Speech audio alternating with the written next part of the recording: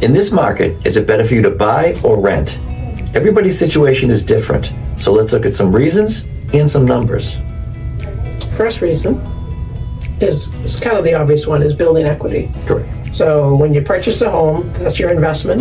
And in particular in the past, 3, 4, 5, 6 years, it's been a seller's market. So that investment keeps growing and growing and growing and making you more money.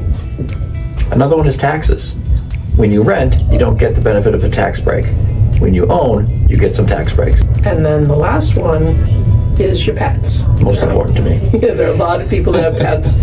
It is far more difficult to find a rental that allows pets. So you might just have to buy a house for your pet. Yes. So it's important to know your numbers. There's a myth out there that you need a lot of money down to buy a house. That's not true. You can buy for as low as 3% down if you qualify.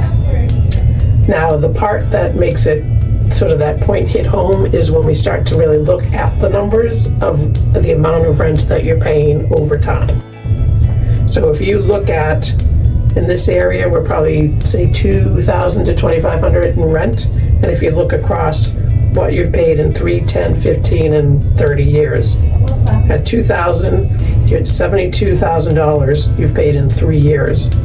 At $2,500, if you were to stay there 30 years, like you could potentially in a home, you have paid rent worth $900,000. That's a lot of money.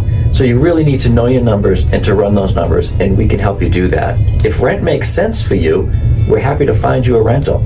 And many times it makes sense for you to rent. If you've just moved into the area and you want to get to know the town and the amenities, then that's a good time to rent. Or if you're only going to be here for a short period of time. So if some people get relocated, they're only working for a year or two, then sure, that's a good thing to rent. And then the other is just if you really don't have the ability to buy it. So when you're working with a lender, we can give you some great recommendations. They'll tell you, what it is you need to do, how much do you need to save, and like Bill said, it's maybe not as much as you think. And then if you have a credit score issue, they'll help you work on your credit score to get that up. So if you're on the fence, reach out.